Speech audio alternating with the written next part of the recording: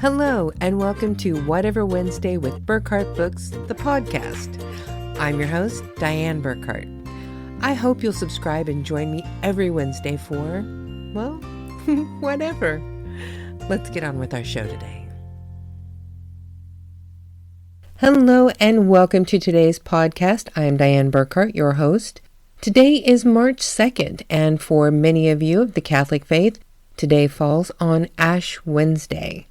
It seems rather poignant right now that Ash Wednesday happens to be at the same time of the conflict that's going on in the Ukraine, with Ash Wednesday being a reflection of the reminder of the mortality of human beings. It seems like a perfect time to add a few prayers during your regular Ash Wednesday service for those people in the Ukraine right now. Now, I'm not going to make this a political podcast at all. That is not what we do here. But in times like this, it has to at least be mentioned, because when atrocities like this happen, the least you can do is acknowledge it and say, this is not right. People need to stand up against tyrants like Putin and the conflict going on right now and say, we do not support this. We support the good people in the Ukraine standing up for their own country and their own right to live. And I think on this Ash Wednesday, it is the perfect time for all of us to come together and say a prayer for those who are the innocents in this whole conflict. So if you don't mind, I'm going to take just a moment to have a moment of silence, and I would ask that each of you say a word to whoever it is that you pray to and ask for protection and guidance for everyone in this situation. Thank you.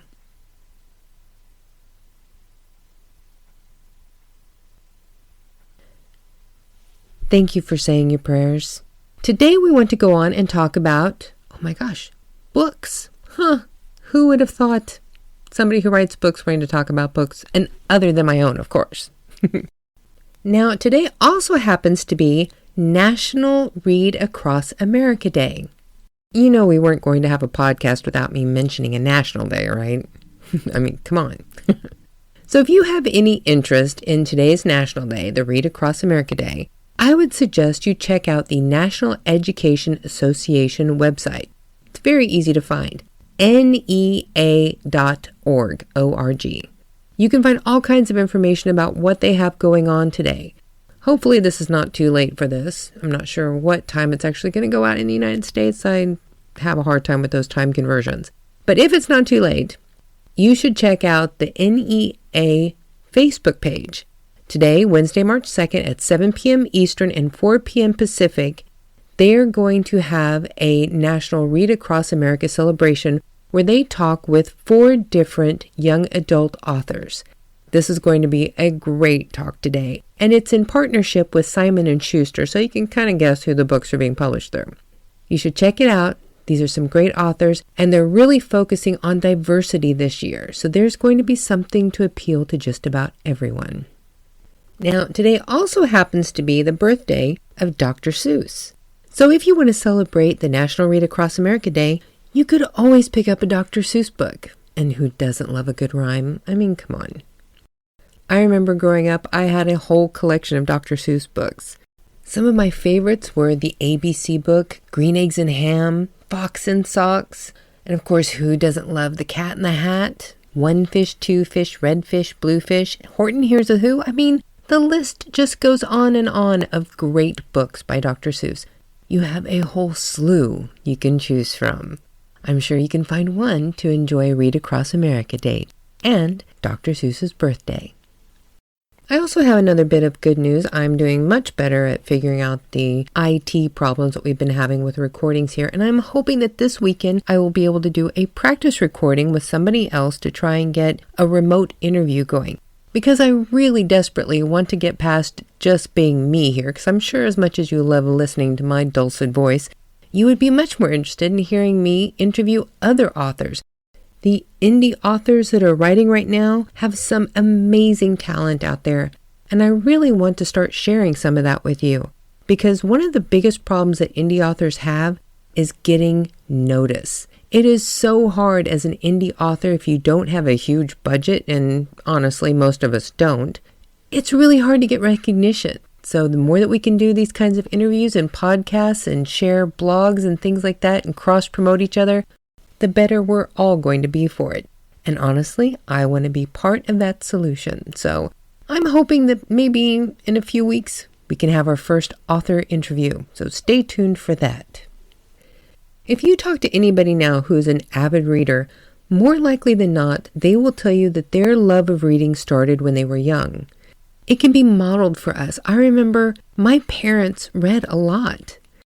My parents were both very different kinds of readers. My mom could dive into a book and finish it in a weekend. She could go through a stack in a month, and it was not a chore for her.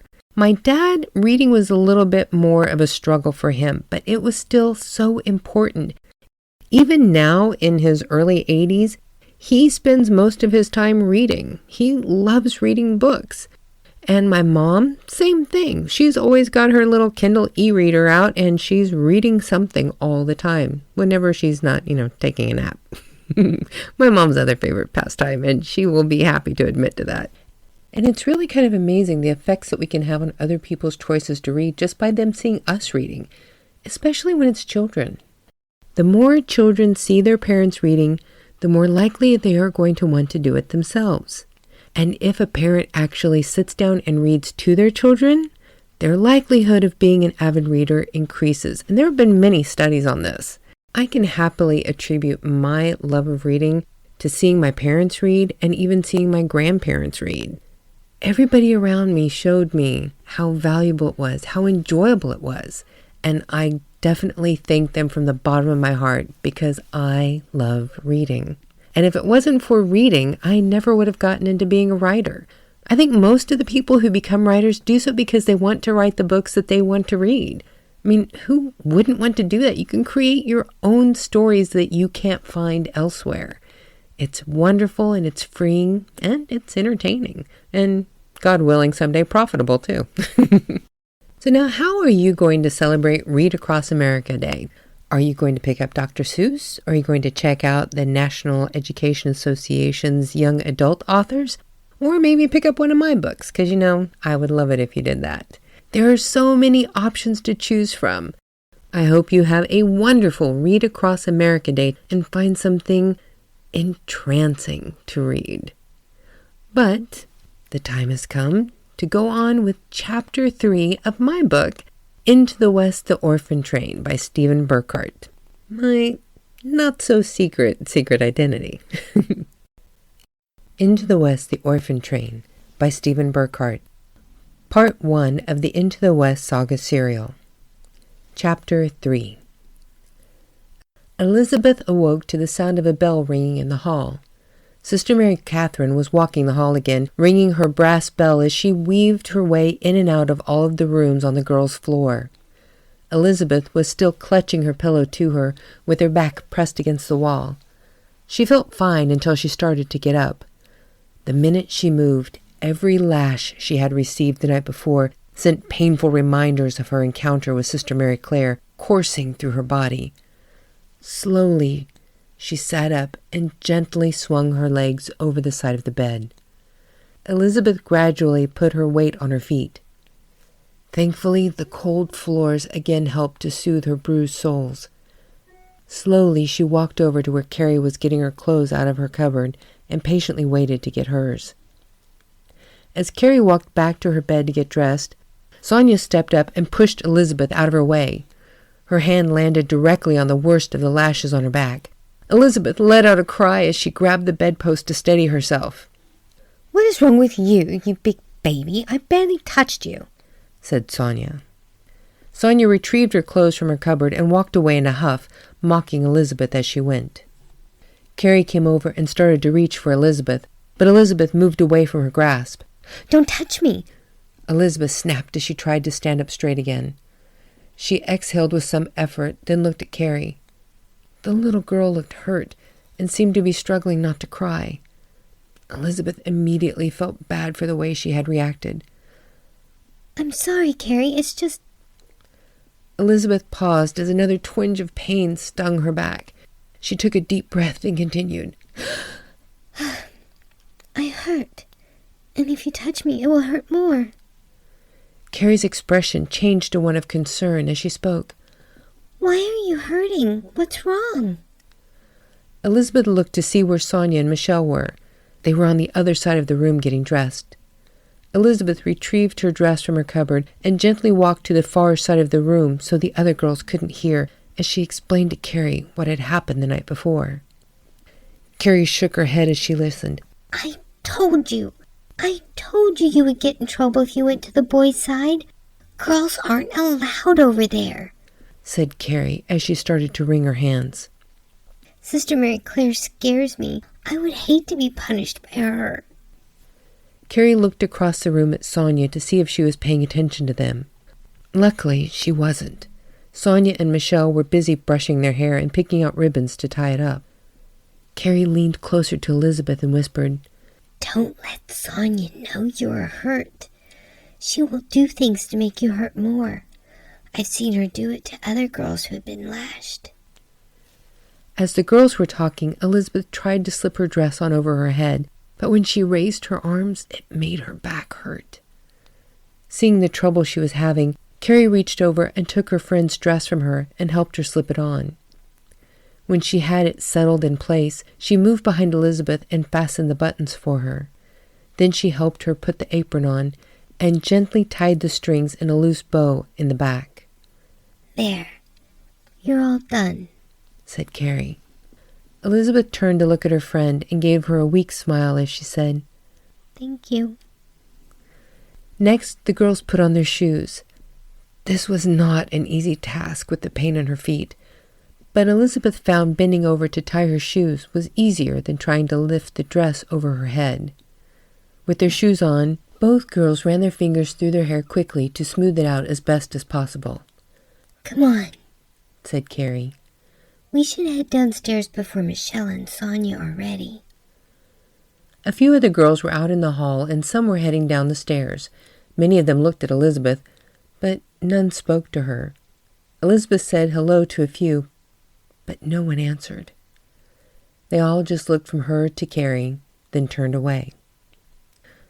I'm sorry, Lizzie, said Carrie. I doubt anyone will talk to you since you are with me. Sonia told them the same thing she told you. If they're friends with her, they can't be friends with me. Carrie was silent for a moment, then quietly added, I'm really sorry. Carrie sounded so sad it made Elizabeth almost forget for a moment about her own pain. Elizabeth reached over and took hold of Carrie's hand. You don't have to be sorry. Carrie looked at their hands, then looked up at Elizabeth. Tears were beginning to build in Carrie's eyes, but none fell. She smiled as she squeezed Elizabeth's hand. When she spoke, it was barely audible. Thank you, Lizzie. The girls walked down the hall hand in hand and made their way down the staircase. When they came to the desk in the main hall, there was a line of children waiting to walk past. A nun Elizabeth didn't know was already at the desk working. Boys were lined up on one side of the desk and girls on the other. As each child walked up to the desk, they would face the nun. The boys would bow and the girls would curtsy as they said, "Good morning, sister." Then the children walked past without waiting for a reply. The nun working at the desk never even looked up as the children passed. Carrie got in line and made her way past the nun, then stopped a few feet behind the desk and waited for Elizabeth to follow. Just as Elizabeth stepped up to say good morning to the sister, Mrs. Kelly stepped out from the side office. Good morning, Lizzie. I hope you had a wonderful first night with us, said Mrs. Kelly as she stood smiling at Elizabeth. Elizabeth quickly said good morning to the nun, then turned to curtsy to Mrs. Kelly. Good morning, Mrs. Kelly, answered Elizabeth. She tried not to flinch as she moved. She didn't want Mrs. Kelly to know she had already gotten into trouble.